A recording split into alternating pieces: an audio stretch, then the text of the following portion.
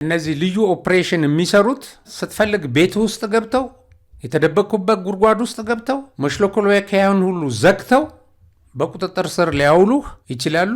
ይሄን እያደረጉም አልፈው ወደሚፈልጉት የግዳጅ ቀጠና ይሄዳሉ እና ዝም ብሎ የሆነ ቅዠት ቢቀርባችሁ ይሻላል። ይሄን ከማድረግ ደግሞ የኢትዮጵያ መከላከያ ሰራዊት የሚያግደውም የለም። ከዓላማውም የተወሰኑ በየጉድጓዱ በየቤቱ የተደበቁ ሽማግሌዎች አስፈራርተውት ወደኋላ የሚል አይደለም።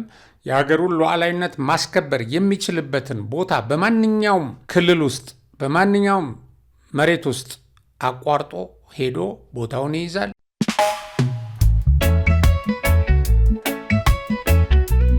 ይህ አብሪ ሚዲያ ነው።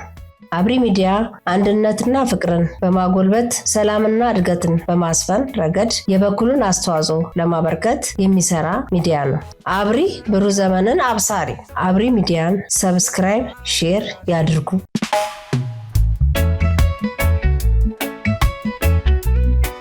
ሰላም ጤና ይስጥልኝ። የአብሪ ሚዲያ አድማጭ ተመልካቾቻችን ሰላማችሁ በያላችሁበት ይብዛ እያልኩ በዛሬው ፕሮግራም የተለያዩ ርዕሰ ጉዳዮችን እንመለከታለን። ሁሉም ግን ከሰላማችን ጋር የተያያዙ ናቸው። በቅድሚያ በአዋሳ ሲካሄድ ቆይቶ ዛሬ በጠቅላይ ሚኒስትሩ ንግግር ማጠቃለያ ያገኘው የልዩ ዘመቻዎች እዝ በዓል አጭር ነገር እንመለከታለን። ይሄ በዓል ላይ የተመለከትነው ትርኢት፣ እዚህ በዓል ላይ የተላለፉ መልእክቶች፣ እነዚህን ደግሞ ከዚህ በፊት ከነበሩ የኢትዮጵያ ሰራዊትን ዝግጁነት ከሚያሳዩ የኢትዮጵያ ሰራዊት አዛዦች፣ መሪዎች በተለያየ ቦታ ካስተላለፉት መልእክት ከአየር ኃይሉ በዓል፣ ከባህር ኃይሉ ዝግጁነት፣ ከሌሎች የምድር ኃይሎች፣ ከሎጂስቲኩ፣ ከምኑ የመከላከያን ቁመና ተመልክተናል። እነዚህን ደምረን ቀንሰን ሰብሰብ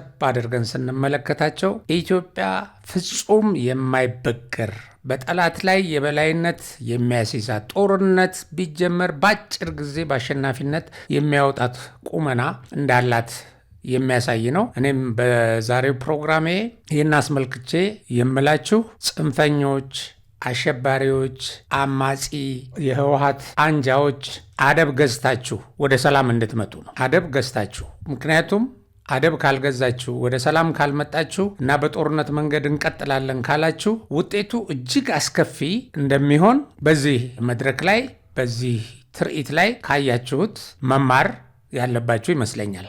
የትርኢቶቹ ዓላማም ከዓላማዎቹ አንዱ ይሄንን ማስጠንቀቅ፣ ህዝባችሁን በጦርነት ውስጥ እንዲማገድ ከምታደርጉ እና እናንተም ታሪካችሁን በጣም ባስከፊና ባሳፋሪ ሁኔታ ከምትደመድሙ ወደ ሰላም እንድትመጡ በትክክል በሚዛናዊነት ቆም ብላችሁ እንድታስቡ መልእክት የሚያስተላልፍላችሁ ነው። ሻዕቢያም አሰብን፣ የኢትዮጵያን የባህር በር፣ የኢትዮጵያን ታሪካዊ ርስት፣ የኢትዮጵያን የህልውና መሰረት ብታስረክብ ሳይመሽብህ በጣም መልካም ነው። አለበለዚያ ሁልሽም የውሻ ሞት የምትሞችበት ታሪክሽ በውርደት የሚደመደምበት ጊዜ ቀርቧል። ከየቤትህ ከየጎሬህ ጎትቶ የሚያወጣ ተወርዋሪ፣ ተፈነጣጣሪ፣ ተስፈንጣሪ፣ ከአየር የሚዘንብ በባህር የሚወነጨፍ ኃይል አይተሃል። ይህንን ከሌሎች ኃይሎች ጋር ደምረህ ኤው ለስፔሻል ኦፕሬሽን የተዘጋጀና ብቃቱን የሚያሳየ የልዩ ዘመቻዎች አስደናቂ ትርኢት ለሁላችሁም ትምህርት ሊሰጥና ማስጠንቀቂያ ሊሆን የሚችል ቀይ መብራት ነው። ቀይ መብራት። ይህ ኃይል ኢትዮጵያ ወታደራዊ ኃይሏን ታዘጋጃለች። በልዩ ልዩ መስኮች በዝግጁነት ላይ ነው የቆየው። ጠቅላይ ኤታማዦሩ እንደተናገሩት በጦርነት ውስጥ ጭምር ነው እየተለማመደ አቅሙን እያጠናከረ የመጣው። ይሄ በየመንደሩ የተካሄደው ጦርነት በወታደራዊ ኮሌጆችና በማሰልጠኛ ጣቢያዎች ከሚደረገው የንድፈ ሐሳብ ትምህርትና ልምምድ በላይ በተግባር በጦርነት ውስጥ እየተማረ እየሰለጠነ ልምዱን እያዳበረ አቅሙን እየገነባ የመጣ ኃይል ነው እና ባህር ኃይሉም አየር ኃይሉም ከዚህ በፊት አይታቸዋል። ባህር ኃይሉም በየአቅጣጫው ዝግጁነቱን አሳይቷል።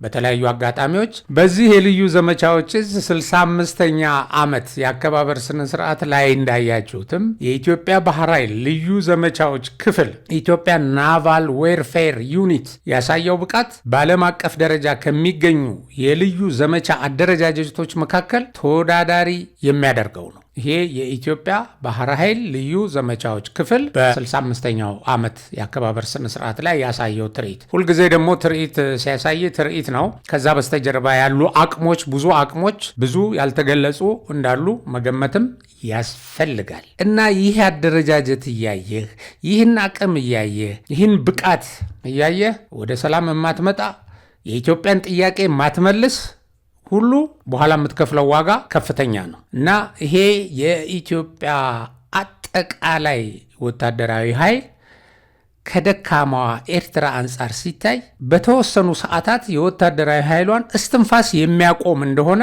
ምንም መጠራጠር አያስፈልግም። ምንም በጣም ግልጽ ነው እና እዛ ስዕል እያየ ባንዲራ እየረገጠ ዝም ብሎ የሚያቅራራው ኃይል በአጭር ጊዜ ወደ ጦርነት ቢገባ እስትንፋሱን በሰዓታት ውስጥ ማቋረጥ የሚችል ኃይል ገንብተናል። ይህን አሳይተናል እና ይህ ኃይል በቀጠናችን ተወዳዳሪ የሌለው ለቀጠናው ሰላምም አስተማማኝ ኃይልና ታላላቆቹም ለአጋርነት በእጅጉ የሚፈልጉት ነው። ብዙ ታላላቅ ሀገሮች ወደ ኢትዮጵያ የሚመጡት ዝም ብለው አይደለም። የምስራቅ አፍሪካ ኃይል ሆነናል እያለ ጉድጓድ ውስጥ ተደብቆ የሚፎክር የሽፍታ ቡድን ቅዠትና ምኞት ያስቃል። ከዚህ አንጻር ስታዩት የኢትዮጵያ መንግስት ተዳክሟል፣ ቢገፉት ይወድቃል፣ መከላከያው አቅም የለውም፣ በአጭር ጊዜ እንበታትነዋለን ብላችሁ የምትቃዡ፣ እየቃዣችሁ እሳት ውስጥ የምትገቡ፣ እንደገና ደግሞ ለእናንተም አጉል ተስፋ ሰጥተው በቅዠት እያሰከሩ ታሸንፋላችሁ፣ ተዳክሟል፣ ግጠሙት፣ ወደኋላ እንዳትሉ እያሉ ለእናንተ ሞት ለነሱ የገንዘብ ዶላር የሚያካብቱ የገጠማችሁት ኃይል በፍጹም የማትመጣጠኑት፣ መቼም ቢሆን ማሸነፍ አይደለም የተወሰነ ጊዜ ልትመክቱት የማትችሉት ኃይል ከመሆኑ አንጻር የምታደርጉት ሙከራ ሁሉ ተራራ እንደ መግፋት መሆኑን ልገልጽላችሁ እሞክራለሁ። ተራራ እንደ መግፋት መሆኑን እናንተም አውቃችሁ ነፍሳችሁን እንድታድኑ ምክር መለገስ እንፈልጋለን። ኢትዮጵያውያን ደግሞ በዚህ የኢትዮጵያ ኃይል እንድትተማመኑበት እና በምንም አይነት ይሄ ቅዠቱ ሁሉ ከንቱ መሆኑን አውቃችሁ በኢትዮጵያ ተማምናችሁ በያላችሁበት የሚጠበቅባችሁን እንድታበረክቱ ከሰራዊታችን ጎንም ቆማችሁ ደግሞ የሚያስፈልገውን ድጋፍ እንድትሰጡ በርታ መከላከያችን እንድትሉት ያስፈልጋል። እንግዲህ ይህ በእንዲህ እንዳለ ትግራይ ውስጥ የሚንቀሳቀሰው የህወሓት ቡድን የመጨረሻ መፍጨርጨር እያደረገ ነው፣ ህዝቡን ይዞ ለመጥፋት። ህዝቡ ደግሞ ይዘኸኝ አጠፋም እያለ ክልሉን ለቆ ወደ ተለያዩ አካባቢዎች እየሄደ ነው። በዚህ ምክንያት መቀሌ እና ሌሎችም የትግራይ ከተሞች ባዶ እየሆነ ነው። ይህ ያስፈራቸው የቲፒኤልኤፍ ጄኔራሎች በጦርነት አልሳተፍም የሚለው ወጣት ላይ ጠንከር ያለ እርምጃ እንዲወሰድ ወስነዋል። ጄኔራል ህንፃ የሚባለው ባህላዊ ጄኔራል ከወታደራዊ ምልመላ በመሸሽ እንደገና ደግሞ ወታደሮች ሆነው ማለት ታጣቂ ሆነው ተዋጊ የነበሩ እነሱም እንደዚህ መሳሪያ ይዞ በየቦታው የሚሄዱ ኃይሎች ላይ ወይም ሰዎች ላይ ጠንከር ያለ ሌሎችን የሚያስተምር እርምጃ እንዲወሰድ፣ በሌላ በኩል በሞት እንዲቀጡ የሚል ዘግናኝና ጨካኝ ትዕዛዝ አስተላልፏል። በትናንትናው ዕለት ይሄ ቡድን እስከ መጨረሻው እስትንፋሱ ማቆሚያ ድረስ ሌሎችን ይዞ ለመጥፋት ያለውን ዝግጁነት ነው የሚያሳየው። ይህ በእንዲህ እንዳለ ሌላ እንግዲህ ተስፋ የሚሰጡ ነገሮች ደግሞ አሉ። ያው እንዳያችሁት የተወሰኑ በቲፒኤልኤፍ ውስጥ በአመራርነት የነበሩ ጀነራሎች ወደ ሰላም የመጡበት ሁኔታ ታይቷል። እንደገና ዛሬ በአዲስ አበባ ከተማ ውስጥ የትግራይ ተወላጆች የለውጥ ማዕበል፣ ሰላም ለህዝባችን፣ ለውጥ ለመጪው ትውልድ በሚሉ መሪ ቃሎች ወይም መርህ ላይ ተመስርተው ህዝባዊ ስብሰባ አድርገው እየተወያዩ ይገኛሉ። በዚህ ስብሰባ ላይ በአዲስ አበባ እና በአካባቢው ይኖሩ የነበሩ የትግራይ ተወላጆች አሁን ደግሞ ክልሉን እየለቀቁ ወደ መሀል ሀገር የመጡ ሰዎች ትግራይ ተወላጆች ታድመዋል እና እንግዲህ በዚህ ስብሰባ ላይ የቀይ ባህር አስመላሽ ጀነራል ጻድቃን ገብረትንሳኤ፣ የጠቅላይ ሚኒስትሩ የአፍሪካ ቀንድ አማካሪ ሚኒስትር ጌታቸው ረዳ፣ ፕሮፌሰር ክንደያ ገብረ ሕይወት፣ የለውጥ ቀያሾች ክብሮም ዘቢብ፣ አንዶም ገብረስላሴ፣ መምህር አታክልቲ ኃይለስላሴና ሌሎችም ከፍተኛ ምሁራንና የለውጥ ማዕበል አራማጆች ተገኝተዋል ይላል ከስፍራው ያገኘነው ዜና እንደሚያመለክተው እና በጣም በርካታ የትግራይ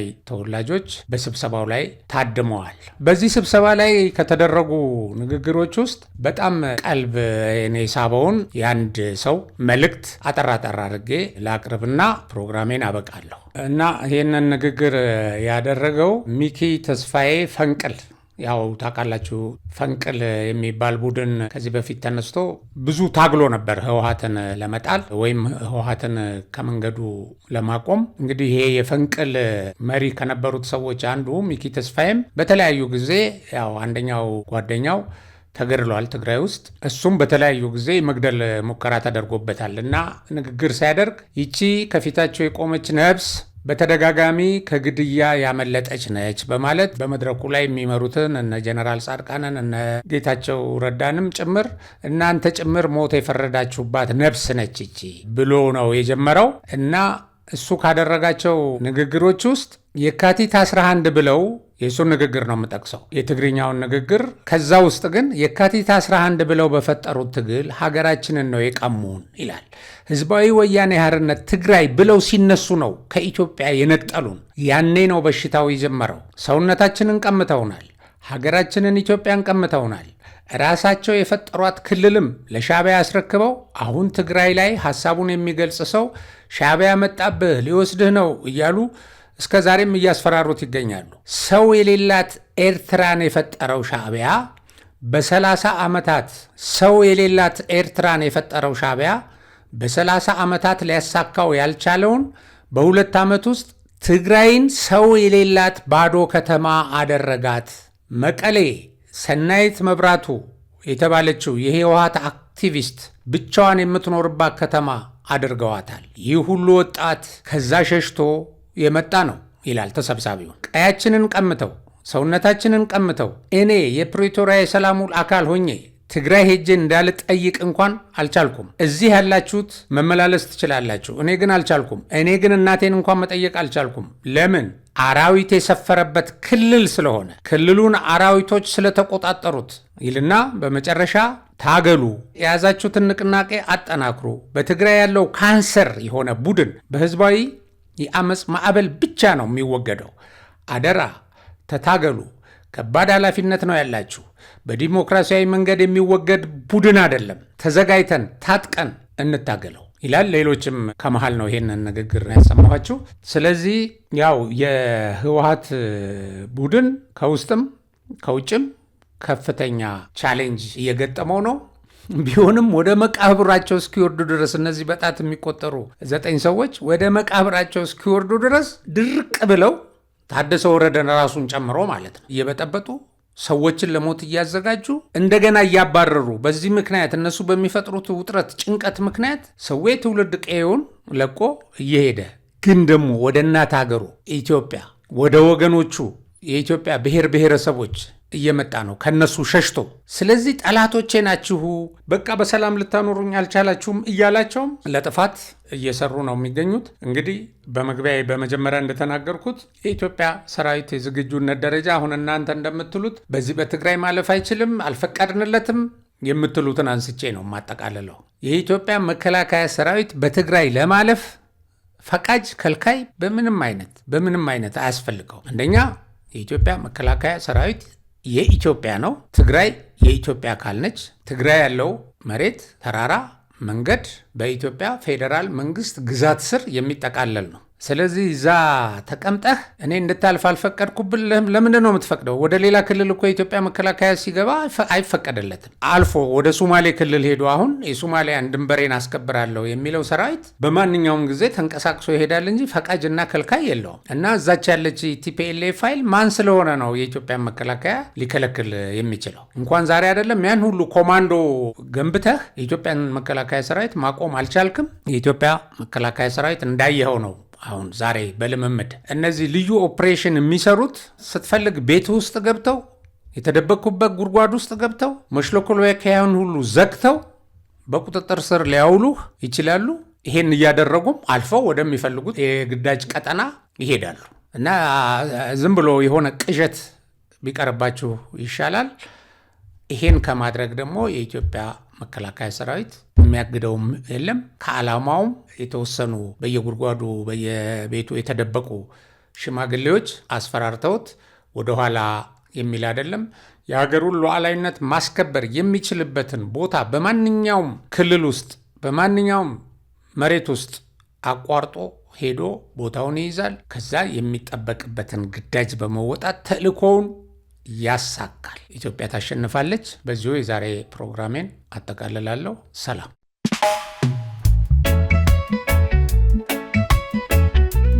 ይህ አብሪ ሚዲያ ነው። አብሪ ሚዲያ አንድነትና ፍቅርን በማጎልበት ሰላምና እድገትን በማስፈን ረገድ የበኩሉን አስተዋጽኦ ለማበርከት የሚሰራ ሚዲያ ነው። አብሪ ብሩህ ዘመንን አብሳሪ። አብሪ ሚዲያን ሰብስክራይብ፣ ሼር ያድርጉ።